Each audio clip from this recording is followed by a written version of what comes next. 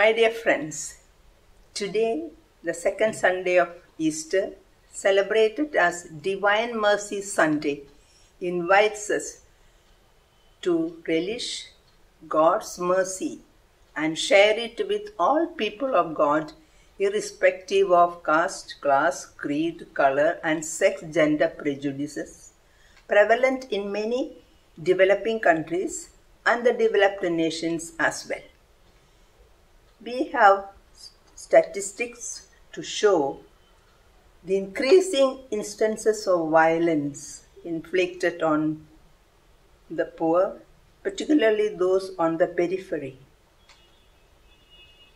and against Mother Earth across the globe.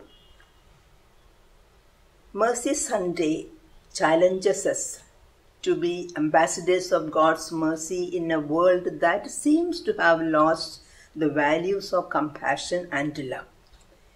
Against this background, let us look at today's liturgical readings. What do we find in the first reading from Acts 4:30-35? A community of believers sharing everything in common and no one in want. What a marvelous lesson for some of the rich and powerful people of this world who continue to accumulate wealth, even at the expense of the poor and needy. The World Bank statistics will shock us. Let me read out to you. According to the World Bank statistics, globally 746 million people live in extreme poverty, with the African continent having the largest number, 383 million, followed by Asia with 327 million. India has 218 million living in this condition.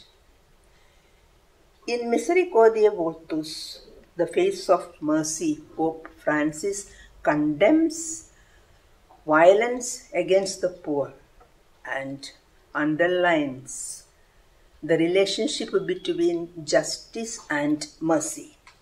Contemplating today's gospel scene from John chapter 20, we cannot but admire Jesus, the compassionate teacher, Guru in our Indian language, who both befriends and confronts as well as liberates his doubting Thomas, leading to Thomas' proclamation of faith, my Lord and my God.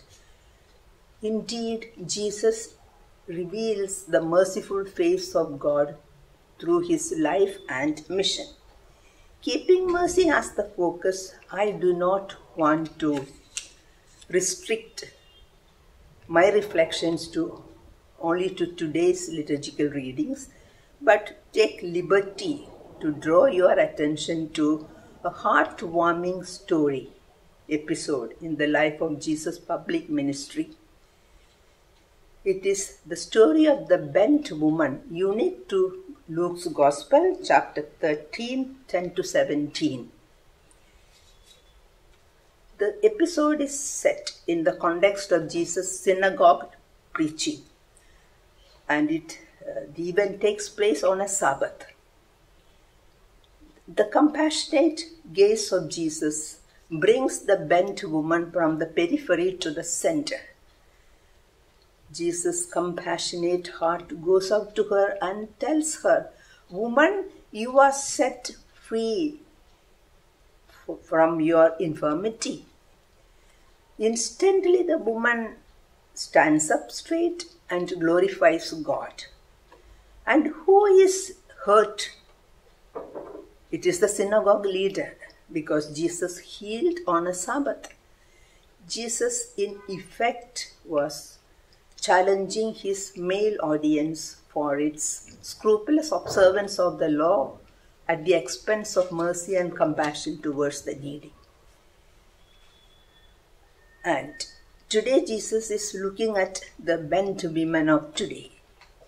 We can find a striking comparison between The plight of women in Jesus' time and that of women today.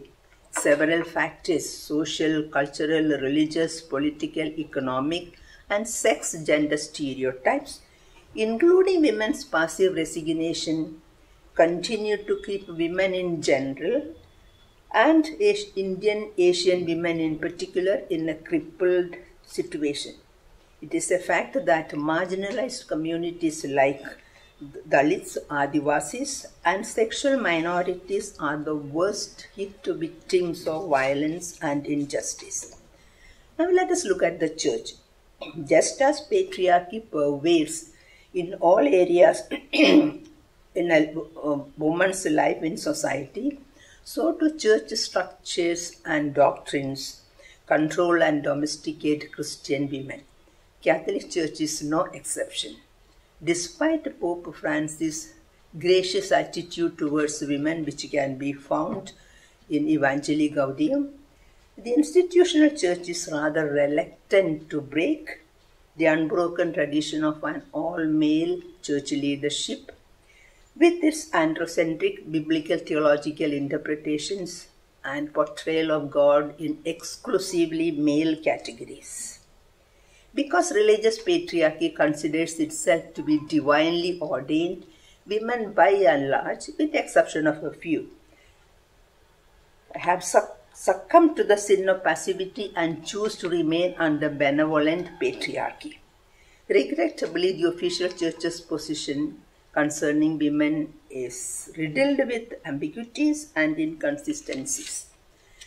While women constitute the large majority of active members of the church and sustaining force as well in a male-dominated church, they are always at the receiving end, and they are expected to function within the prescribed parameters. However, women do recognize the empowering teachings of Vatican II and the subsequent teachings of popes and bishops.